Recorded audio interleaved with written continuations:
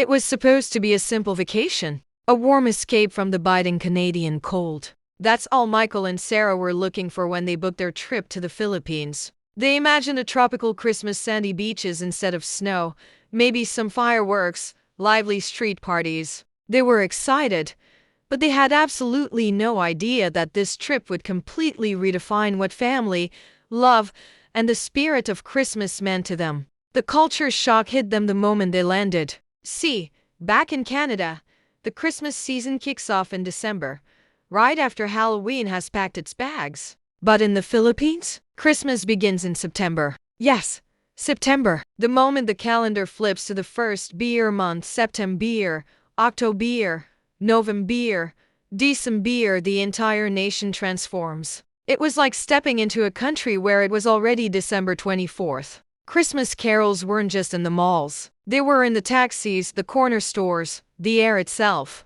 Dazzling, colorful lights and lanterns called parols hung from every window and every street lamp, glowing with a warmth that had nothing to do with the tropical heat. They saw families already planning their big celebrations, not with a sense of stressed-out obligation, but with pure, unadulterated excitement. For the first time in their lives, Michael and Sarah felt the genuine, uncommercialized magic of Christmas. Before it was even Christmas, everywhere they went, strangers would greet them with a heartfelt Merry Christmas. There was no rushing, no holiday stress, no sense of just going through the motions. It was just joy, pure, simple human joy. People smiled with their whole faces, their eyes crinkling with genuine warmth. It was infectious. The couple found themselves smiling back, feeling a lightness they hadn't felt during the holidays in years. But the biggest surprise, the one that truly left them speechless,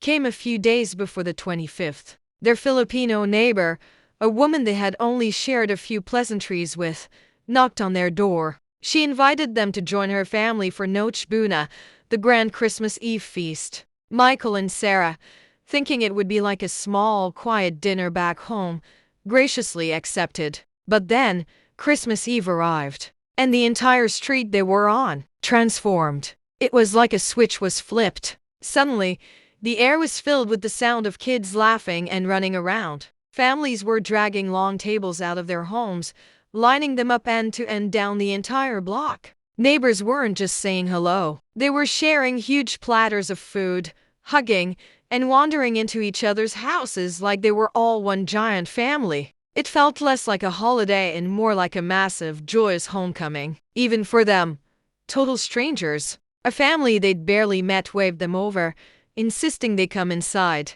The moment they stepped through the door, all the noise and chaos from the street just melted away. The house was full of people, but there was a sudden quietness in their minds. Their eyes were drawn to the dinner table, and what they saw there is something they'll never ever forget. Next to the plates, laden with food, were framed photos, pictures of family members who weren't their sons, daughters, mothers, fathers, the millions of overseas Filipino workers, or OFWs, who work abroad to support their families back home. Plates of food were set out for them, as if they were about to walk in and take their seat. Even though they were thousands of miles away, in places like Dubai or Canada or Italy, their seats at the table were not empty. They were being honored, remembered, and so deeply loved. It was a powerful, silent testament.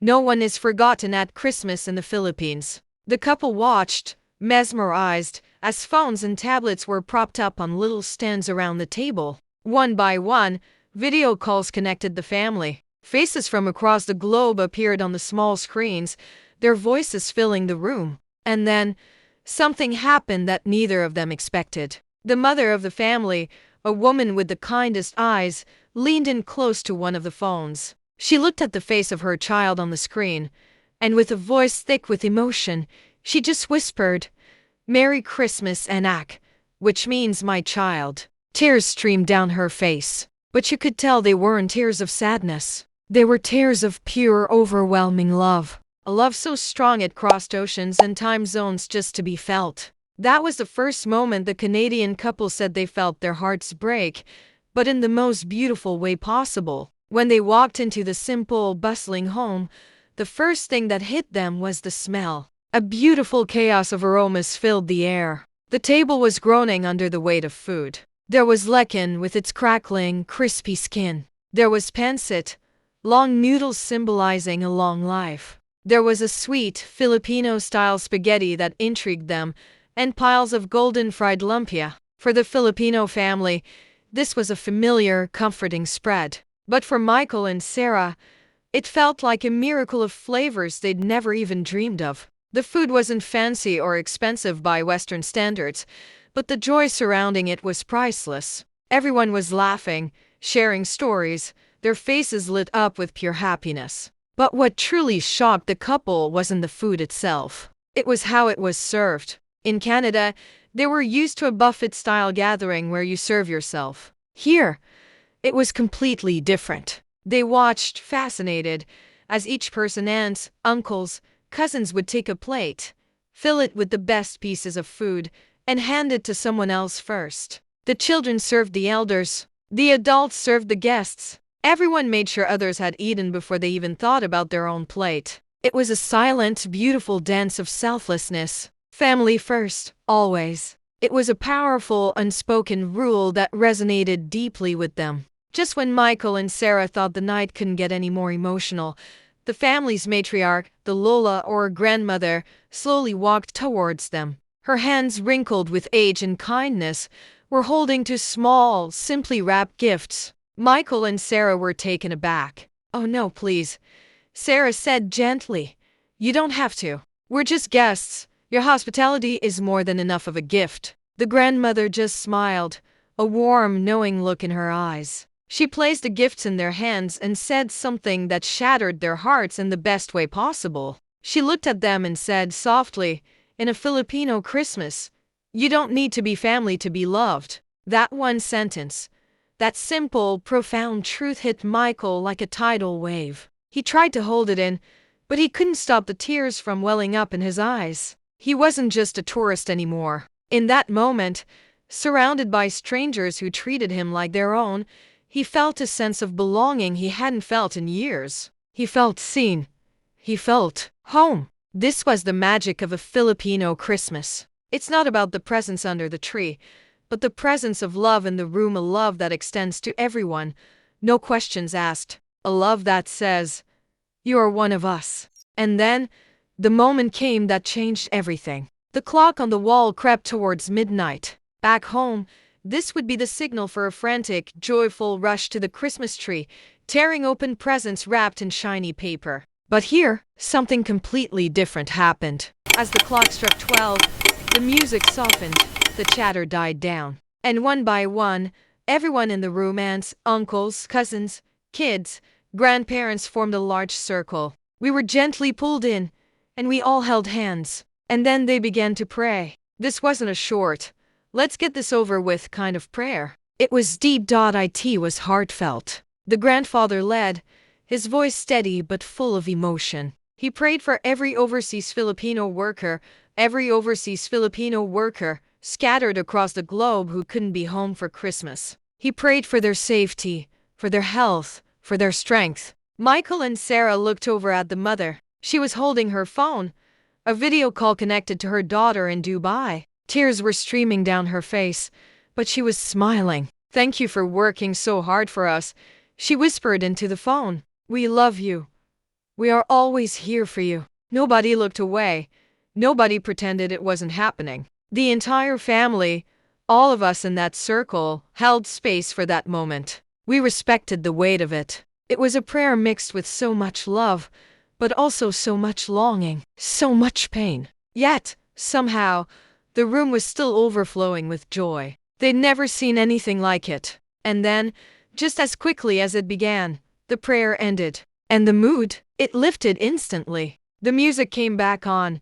Someone shouted, "Let's eat again." And the laughter returned, louder than before. We shared more stories, took 100 more pictures, and of course, fired up the karaoke machine. Nobody was watching the clock. Nobody wanted the night to end. Christmas wasn't being measured in hours. It was being measured in memories. Around 3 a.m. in the morning, something dawned on Michael and Sarah. They glanced over at the Christmas tree, and there weren't gifts underneath it. Just a few simple presents. And yet, this was, without a doubt, the most generous Christmas they had ever witnessed. Because the generosity wasn't about money or expensive things. It was about giving your time, your presence, your love, your whole heart. As they were finally leaving, someone asked us, "So, what's Christmas like in Canada?" And Michael and Sarah looked at each other, and they said, "Oh, it's beautiful. There's snow, and twinkling lights, and so many wonderful traditions." But they had to be honest. Sometimes, though, people are busy, stressed from all the shopping. Sometimes the celebrations end too early. And sometimes, the love is quiet, even when it's there. That night, in that little house in the Philippines, love wasn't quiet. It was loud. It was messy. It was unapologetic. And it was the greatest gift of all. The Filipino uncle just smiled, a warm, knowing smile. And his reply was a sentence that would echo in their hearts forever. He said, "Life will always be busy. That's why Christmas must remind us to slow down. Slow down." Those two words hit them hard. They looked around and truly saw it. People weren't just eating. They were sharing stories, teasing each other, holding hands. The celebration wasn't an event to get through. It was a moment to live in. When Michael and Sarah returned to Canada months later, the memory of that night lingered. They knew they couldn't celebrate Christmas the same old way. The next December, they didn't just host a dinner. They hosted a Noche Buena. They invited family. They invited friends. They ate together for hours. They talked. They laughed.